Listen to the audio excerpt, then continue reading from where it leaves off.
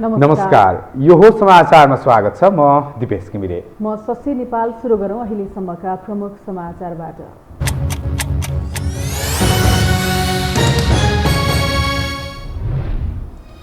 सरकारको सिफारिसमा राष्ट्रपति भण्डारीद्वारा दुवै सदनको जारी अधिवेशन अन्त्य। प्रदेश 2 का प्रमुख राजेश झा पदमुक्त। हरिशंकर मिश्रलाई नियुक्ति गर्ने मन्त्री परिषदको निर्णय। अफगानिस्तान प्रकरणको यथार्थ जानकारी गराउन सरकारलाई सभामुखको रुलिङ। सार्कको अध्यक्ष राष्ट्रका हिसाबले नेपालले कुनै प्रतिक्रिया नजनाएकोमा विपक्षी आक्रोशित। कोरोना संक्रमण र मृत्युदरमा आएन कमी। पछिल्लो 24 घण्टामा 3,451 जनामा संक्रमण पुष्टि। थप 35 जनाको मृत्यु। 20 वर्षपछि अफगानिस्तानको सत्ता पुनः तालिबानको कब्जामा। कसैसँग पनि बदला नलिने घोषणा। विमानस्थलमा अमेरिकी सेनाले गोली चलाउँदा 5 जनाको मृत्यु। र नेपाली राष्ट्रिय क्रिकेट टिमले पपुवा न्यू गिनीसँग 1 दिवसीय क्रिकेट सिरिज खेल्ने। सिरिजका लागि क्यानले 19 खेलाडीलाई बन्द प्रशिक्षणमा बोलाए।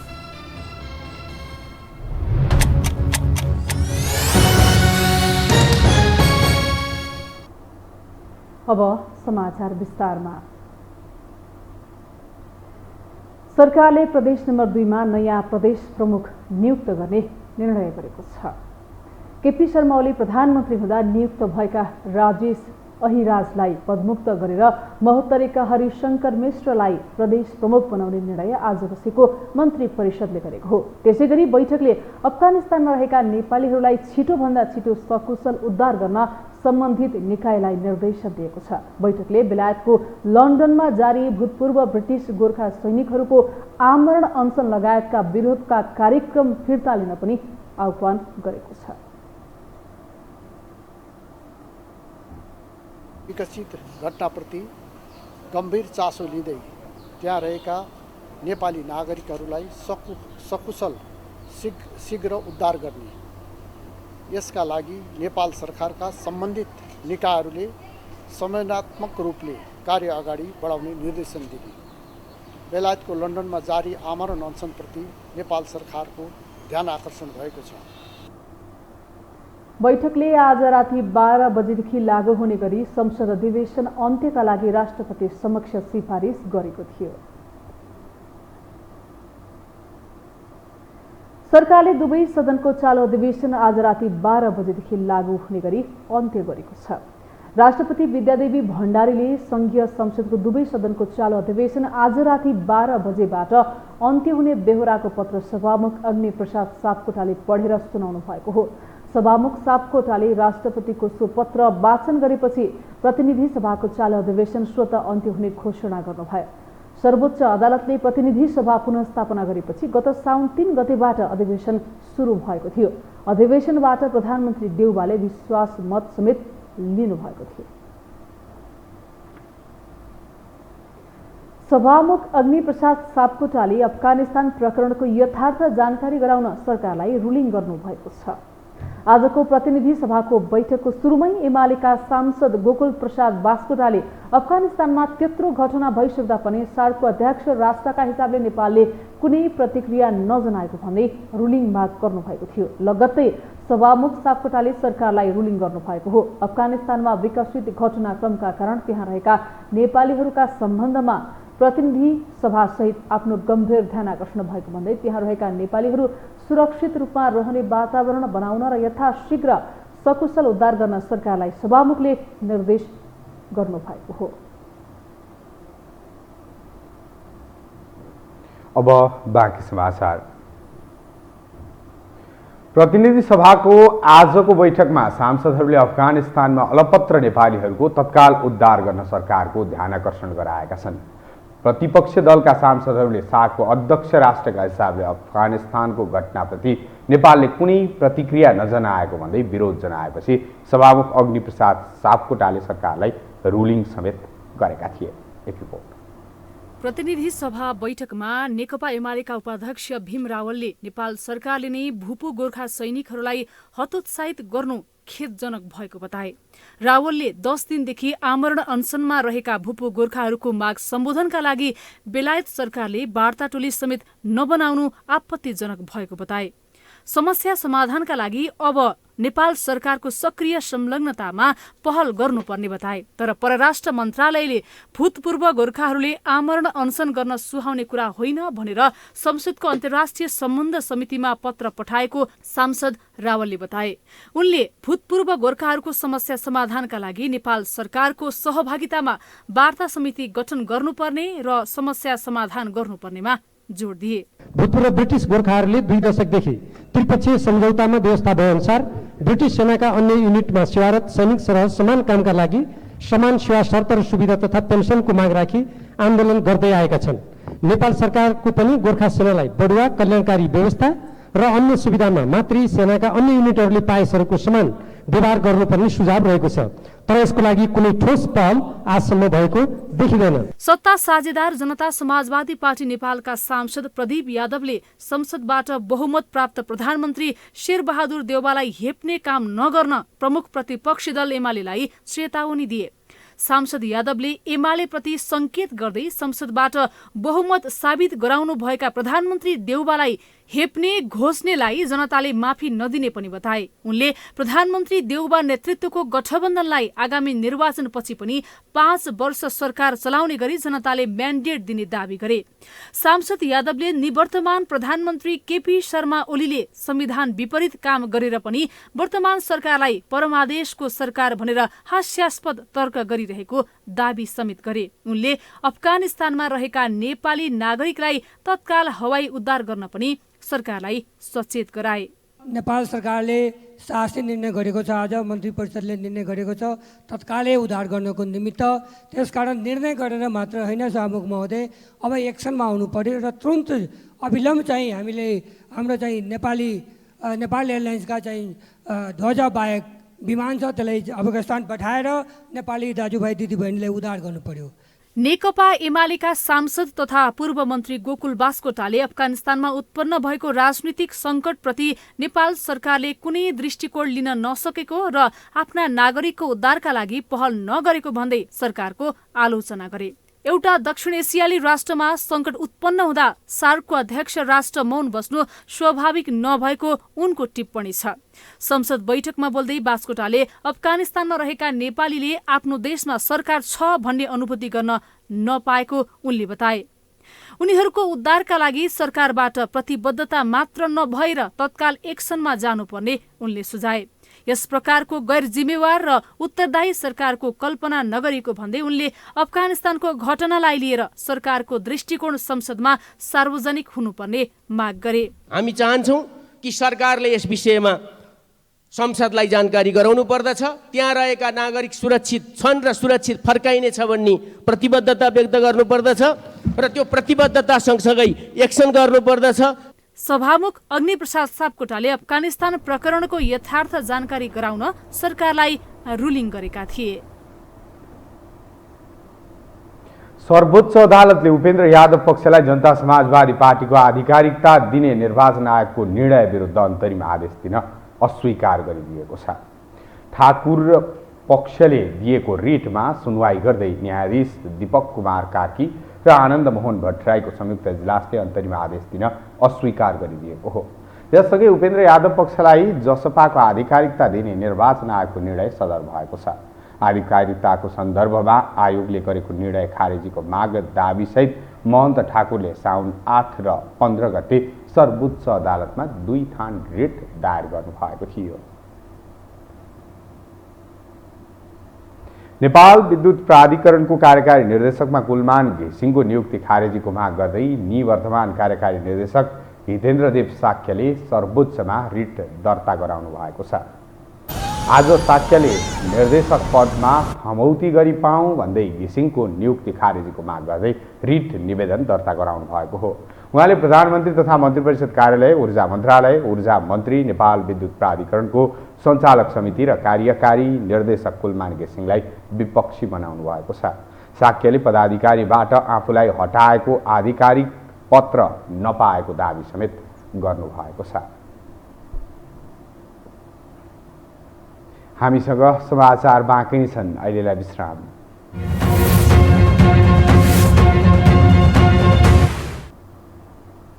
विश्रामपछि स्वागत छ। अब बाँकी समाचार। नेपालमा पछिल्लो 24 घण्टामा 3451 जनामा कोरोना संक्रमण पुष्टि भएको छ।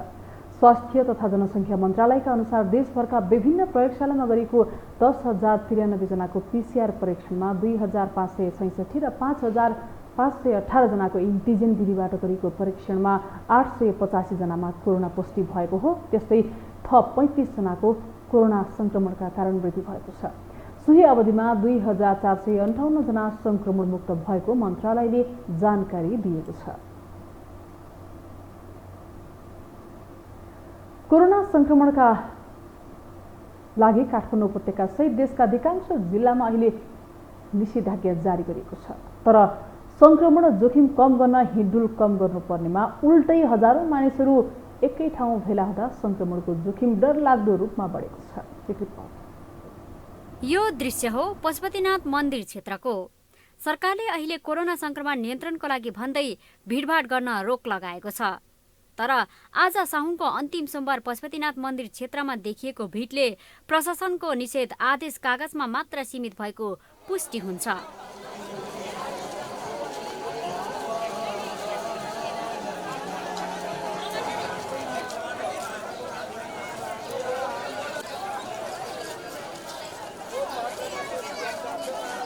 नेपालमा फेरि पनि कोरोना संक्रमण पुनः बढ्दो छ।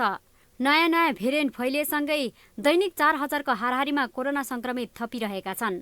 काठमाडौँ उपत्यकाका 3वटै प्रशासन कार्यालयले आगामी 8 गतेसम्मलाई लागू हुने गरी निषेधाज्ञा जारी गरेको छ, जसमा पुजारीबाट हुने नित्य पूजा बाहेक अन्य धार्मिक तथा सांस्कृतिक गतिविधिहरू सञ्चालन गर्न नपाइने बताएको छ। तर अन्तिम सोमबार पशुपतिमा कतिपय सर्वसाधारणले त मास्क नै नलगाई भिडभाडमा पुगेको देखियो। भौतिक दूरीको त कुरै नगरौं, यहाँ भिडभाड थामिन सक्नु छ। यो सर्वसाधारणको लापरवाहीले कोरोना संक्रमण सजिलै फैलिन सक्ने विज्ञहरू बताउँछन्। अनि हामी एउटा यो चाहिँ सिद्धान्त छ कि prevention is better than cure. रोगको रोकथाम गर्नु यो चाहिँ त्यसको चाहिँ क्योर गर्नुभन्दा उपचार गर्नुभन्दा अत्यन्त उत्तम हो। यो चाहिँ यसले यो एकदम खर्चिलो हुँदैन, सस्तो हुन्छ, मान्छेहरूलाई चाहिँ यसले चाहिँ कुनै असर गर्दैन, कुनै साइड इफेक्ट पनि गर्दैन प्रिभेन्सनको कामले भनेर चाहिँ त्यो भनाइ अहिले संसारभरि व्याप्त छ। हामी त्यो चाहिँ एप्रोचमा गएनौँ कि हामी चाहिँ हाम्रो नेपालको पुरै सरकार, नेपाली जनता, नागरिकहरूको पनि त्यही होला। हामी प्रिभेन्सन गर्नुपर्छ। यो चाहिँ बेकारमा यो सङ्क्रमण लिएर चाहिँ अस्पताल गएर भर्ना हुने काम गर्नु हुँदैन भन्नेतिर नगएको कारणले पनि, त्यो विचार नगरिदिएको कारणले पनि अनि धेरै हाम्रो चाहिँ देशमा चाहिँ सङ्क्रमण चाहिँ व्यापक हुनुभयो कि। आज साउन महिनाको अन्तिम सोमबार पशुपति मन्दिरमा मात्र नभएर उपत्यकाका शिव मन्दिरहरूमा देखिएको घुइँचोले संक्रमणको जोखिम झनै बढेको विज्ञहरू बताउँछन्। कार्यहरू चाहिँ गर्नु अहिलेका लागि हाम्रो लागि हानिकारक हुन्छ।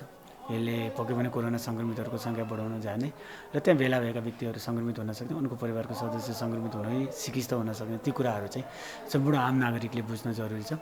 हामी जोखिममा छौँ, हामी सुरक्षित हुनुपर्छ। हामी यसरी नै हेलचक्र्याइँ गर्ने भने फेरि जुन वैशाख जेठको अवस्थामा नपुगौँला भनेर भन्न सकिँदैन।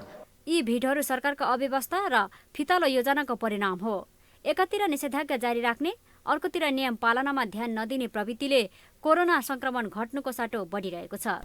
यो हो टेलिभिजनका लागि क्यामेरामा सञ्जय घिमिरेका साथमा लीलामाया ठटाल, काठमाडौँ।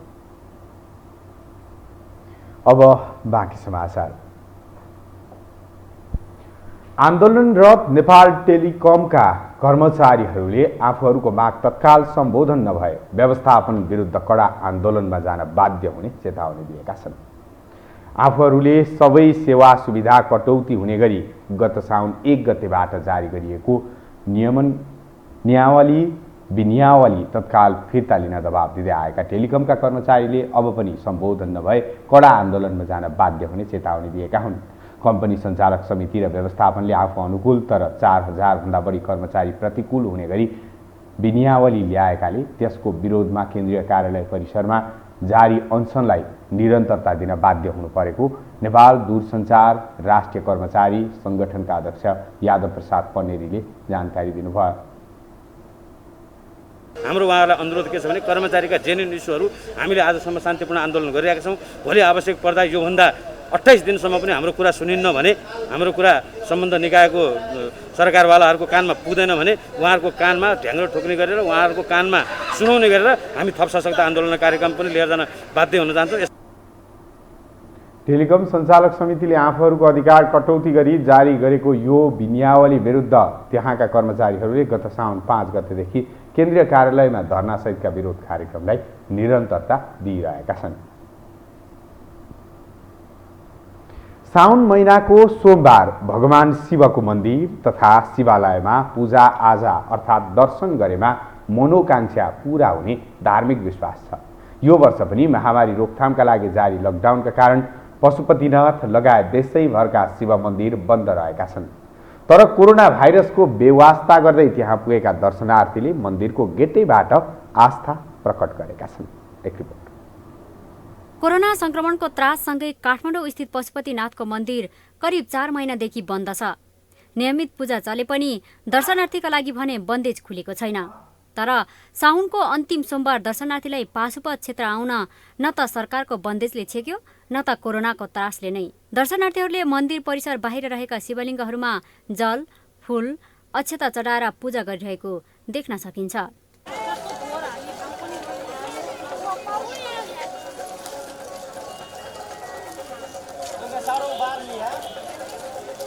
हिन्दू नेपाली नारीहरूले भगवान शिवको पूजा आराधना गरी सोमबारे व्रत समापन गर्छन्। साउन महिनाको हरेक सोमबार व्रत बसेर शिवको पूजा गर्दै आएका महिलाहरूले आज विधिपूर्वक पूजाआजा गरी व्रत समाप्त गर्दछन्। यो वर्ष पनि कोरोना संक्रमणका कारण पशुपति मन्दिर बन्द भए पनि बाहिरबाटै पूजा गर्न आउनेहरूको उपस्थिति उल्लेख्य थियो। साउन महिनाको सोमबार शिव पूजाका लागि झनै पवित्र दिन मानिन्छ। विवाहित महिलाहरू पतिको दीर्घायु र अटल सौभाग्य तथा अविवाहित नारीहरू सुयोग्य वर मिलोस् भन्ने कामनाका साथ साउने सोमबारमा शिवको आराधना गर्दछन्। त्यसैलाई निरन्तरता दिँदै यी श्रद्धालु पाशुपत क्षेत्र आइपुगेका हुन्। बाहिरबाटै पूजा गर्न पाउँदा पनि उनीहरू सन्तुष्ट नै भएको बताउँछन्। अब घरमा पूजाआजा गरियो, यहाँ बाहिरबाट दर्शन गरियो, भयो नि बाहिरबाट मन्दिरको त्यो माथि गजुर दर्शन गरियो नि, जे होस् आनन्द आछ। आफ्नो श्रीमानको आफ्नो घर परिवारको लागि राम्रो होस्, सुख शान्ति होस्, रोग नलाओस् भनेर राम्रोसँग चाहिँ अब शान्तिसँग बाँच्न पाइयोस् भनेर चाहिँ नि व्रत बसेको। अब ठिकै छ, आज साउनको अन्तिम सोमबार अब गौदान गरियो, पूर्णपात्र गरियो होइन। अब भनौँ न व्रत टुङ्ग्याइयो आजबाट, अनि राम्रो होस् भनेर अब भित्र गएर मन्दिरमा गएर चाहिँ शिवजीको अनुहार हेरेरै दर्शन गरौँला भन्ने कत्रो धाउ थियो, पाइएन रोगले गर्दा।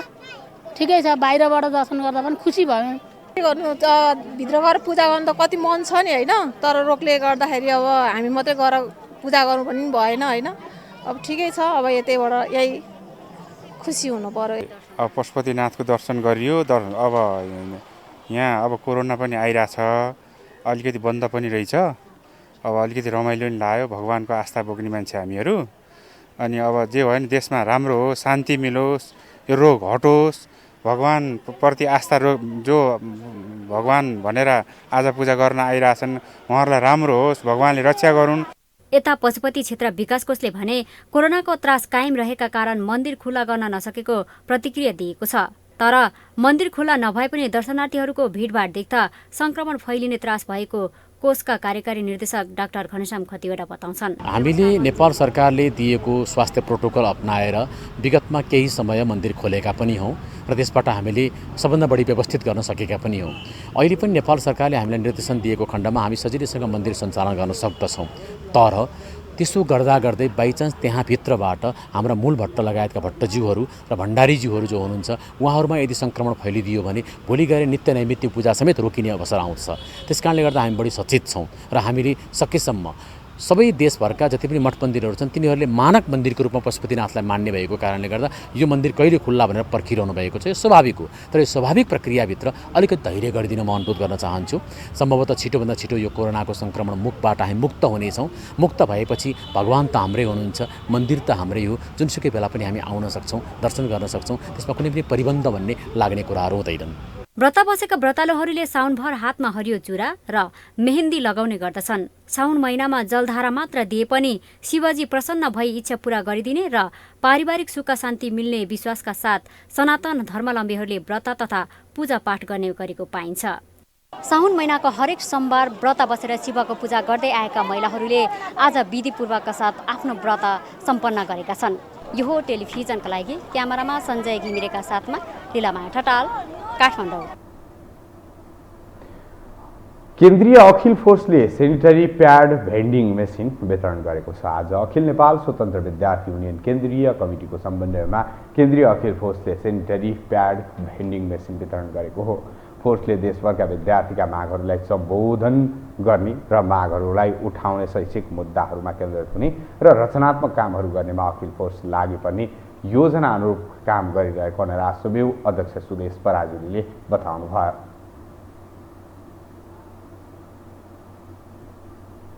सेनिटरी भेन्डिङ मेसिन चाहिँ जुन हामीले राख्ने आङ्गिक क्याम्पसहरू सर्वप्रथम हाम्रो उद्देश्य भनेको देशभरिका आङ्गिक क्याम्पसहरूमा राख्ने र स्कुलहरूमा राख्ने हामी क्रमशः राख्दै जानेछौँ र त्यसको सुरुवातको रूपमा हामीले चाहिँ आज शङ्करदेव क्याम्पस रोजेका छौँ।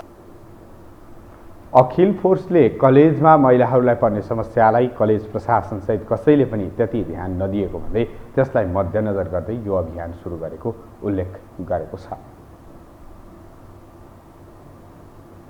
अब पालो आर्थिक समाचारको।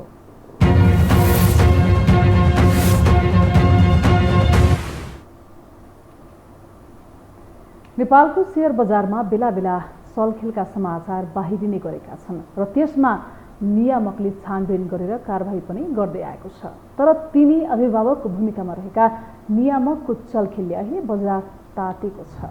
एक रिपोर्ट। नेपाली शेयर बजारमा यति बेला नयाँ नयाँ कीर्तिमान कायम भइरहेका छन्, तर बढेको बजारमा चलखेल पनि बढेर गएको छ। सामाजिक सञ्जालमा भ्रामक समाचारको सम्प्रेषणदेखि शेयर खरिदमा नियामककै चलखेलले बजारको अवस्था झल्काइरहेको छ। सर्वोत्तम सिमेन्टको शेयरमा धितोपत्र बोर्डका अध्यक्ष भीष्मराज ढुङ्गाना र नेप्सेका प्रमुख कार्यकारी अधिकृत चन्द्रसिंह साउदको संलग्नता देखिएसँगै नेपाली पुँजी बजार नै तरङ्गित हुन पुगेको छ। बजारमा चलखेलको व्यापक सूचना बाहिरिएपछि संसदको अर्थ समितिले दुवैजनालाई बोलाएर स्पष्टीकरण नै सोध्नु पर्यो। आइतबार बोर्डका अध्यक्ष ढुङ्गानालाई बोलाएको समितिले लगत्तै नेप्सेका प्रमुखलाई पनि बोलाएर नीति र विधि अनुसार किन नचलेको भनेर झपार्नु समेत झपारे। सर्वसाधारणको लागि ओपन गर्ने पनि भन्ने, 10वटा बुक बिल्डिङ मार्फत 10वटा कम्पनीले खरिद गर्ने भन्ने, त्यो मध्ये 8वटा कम्पनीले अलरेडी खरिद गरिसकेका कुरा, प्रारम्भमा 250 मूल्यको कुरा अब 750 मा आउँछ भन्ने बजारको हल्ला, यी जम्मै कुराले चाहिँ यति सबै कुराको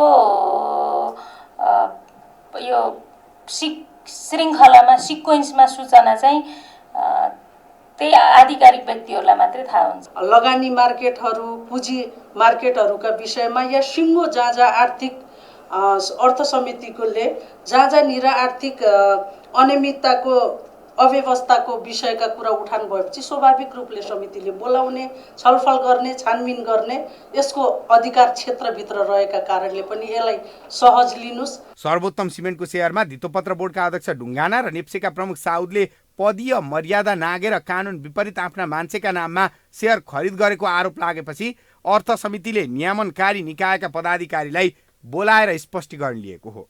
समितिले परिवारका सदस्यलाई पुँजी बजारमा ल्याउने काम नियमनकारी निकाय आफैले गरेको भन्दै आपत्ति जनाएको छ। अर्थ समितिका सभापति कृष्ण प्रसाद दाहालले अन्य क्षेत्रमा लगानी नगरेर परिवारकै सदस्य भएको क्षेत्रमा लगानी बढाउनुको कारण के हो भनी प्रश्न गरेका थिए। त्यसमा तपाईँहरू ढुक्क हुनुभयो हुन्छ र त्यसमा लाग्ने पदाधिकारी कर्मचारी सबै नियमनकारी नै हो। त्यही अनुसार त्यो नियमनकारीको भूमिका चाहिँ तपाईँहरूले निर्वाह गर्नुभयो भने यो अहिले 40 खरबभन्दा माथि गइसक्यो। तर बोर्डका अध्यक्ष ढुङ्गानाले भने जो चोर उसकै ठुलो स्वर भने चाहिँ आफ्नो बचाउ गर्न खोजेका छन्। उनले कानुनको छिद्र देखाउँदै विवाह भइसकेकी छोरीका नाममा किन शेयर खरिद गर्न नपाउने भन्दै जनप्रतिनिधिलाई नै प्रतिप्रश्न गरे। यसरी व्यवहार मिलाउने कुरा के हुन्छ सो मलाई थाहा हुने कुरो भएन। त्यसमा पनि छोरीको घर परिवारले किनेको शेयर वा विवाहित छोरीले आफूले किनेको शेयर प्रचलित कानुनले म बोर्ड अध्यक्ष भएकै नाताले किनबेच गर्न कानुनले बन्दोबस्त पनि लगाएको छैन। यता नेप्सेका प्रमुख साउदले पनि प्रमुखको हैसियतमा कुनै पनि कम्पनीको ओटिसी शेयर कारोबार गर्न विद्यमान कानुनले आफूलाई नरोक्ने जवाफ समितिलाई फर्काए। साउदका अनुसार उनले खरिद गरेको शेयर वैधानिक छ। मलाई जहाँसम्म लाग्छ म पनि त नागरिक हुने आएको होइन र मैले पनि त आफ्नो लगानी गर्न पाउनु पर्यो नि। र त्यसमा अनि अर्को कुरो इन्साइडर ट्रेडिङका कुरा पनि आए। अब त्यो इन्साइडर ट्रेडिङ कसरी हुन्छ? जबकि पब्लिकमा आउने भनेको त पब्लिक सेयर हो, यो त प्रमोटर सेयर हो। अर्थ समितिका सभापति कृष्ण प्रसाद दाहालले नियामक निकायहरू आफैले शेयर बजारमा खेल खेलेको भन्दै त्यसलाई रोक्नका लागि आवश्यक कानुनी व्यवस्था गर्ने समिति सदस्यहरूले चेतावनी दिएका छन्। रेफ्री खेलमा सहभागी हुन नहुने व्यवस्था भए पनि शेयर बजारमा त्यो नियम उल्लङ्घन गर्ने काम गरिएको भन्दै साउद र ढुङ्गानाको सांसदहरूले झाँक्को झारेका छन्। यो समाचारका लागि बिजनेस ब्युरोको रिपोर्ट। नेपाल स्टक एक्सचेन्ज निफ्टी आज सामान्य अङ्कले बढेको छ। आज निफ्टी 5.72 अङ्कले बढेर 3160.5 बिन्दुमा पुगेको हो। त्यस्तै आज 15,93,08,00,000 को कारोबार भएको छ भने आज कारोबार भएका 7 समूह बढेका छन् भने अन्य सबै समूह घटेका छन्। निफ्टीका अनुसार आज कारोबार भएका कम्पनी मध्ये 7 कम्पनीको शेयर मूल्यमा सकारात्मक सर्किट लागेको छ। शेयर मूल्यमा उच्च वृद्धि हुने कम्पनीहरूमा national hydro power company, corporate development bank, Ridi hydro power development company, Khanikhola hydro power company, Jeevan Bikas लघुवित्त वित्तीय संस्था र रुरु जलविद्युत परियोजना, त्यसैगरी हिमालय ऊर्जा विकास कम्पनी रहेका छन्। त्यस्तै आइसिएफसी फाइनान्स कम्पनीको शेयर मूल्यमा उच्च गिरावट आएको छ। हामीसँग अन्तर्राष्ट्रिय र खेल समाचार बाँकी नै छन्। अहिलेलाई विश्राम।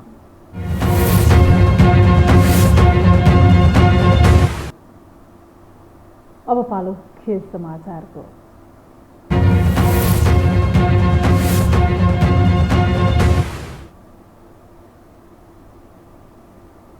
नेपाली राष्ट्रिय क्रिकेट टिमले पपुवा न्यू गिनीसँग एकदिवसीय अन्तर्राष्ट्रिय क्रिकेट सिरिज खेल्ने भएको छ। नेपाल क्रिकेट सङ्घ क्यानले नेपाली टोलीले ओमानसँग पिएनजीसँग 2 एकदिवसीय अन्तर्राष्ट्रिय खेल खेल्ने जनाएको हो।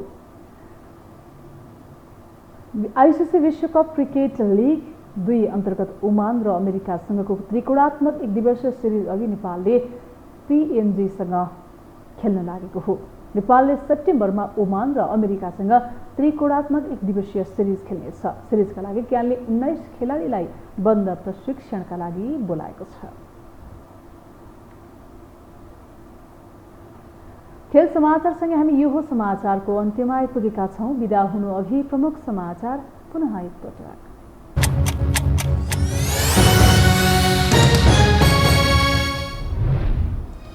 सरकारको सिफारिसमा राष्ट्रपति भण्डारीद्वारा दुवै सदनको जारी अधिवेशन अन्त्य। प्रदेश 2 का प्रमुख राजेश झा, पदमुक्त हरिशंकर मिश्रलाई नियुक्ति गर्ने मन्त्री परिषदको निर्णय।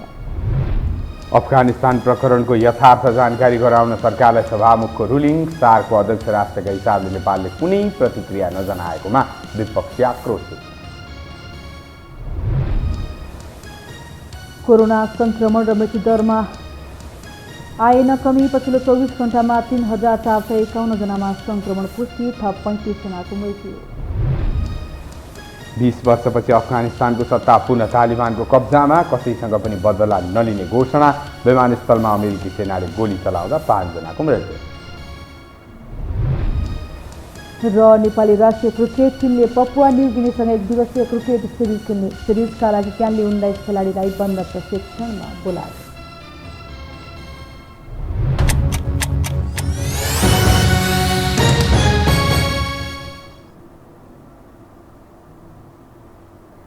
हवस् त यो समाचार सकियो। समाचार बुलेटिनका साथै यो टेलिभिजनका सम्पूर्ण कार्यक्रम यो टेलिभिजन.com, यो खबर.com, युट्युब र फेसबुकमा पनि पढ्न र हेर्न सक्नुहुनेछ। मोबाइलमा यो टिभी एप डाउनलोड गरी हामीलाई प्रत्यक्ष हेर्न सक्नुहुनेछ।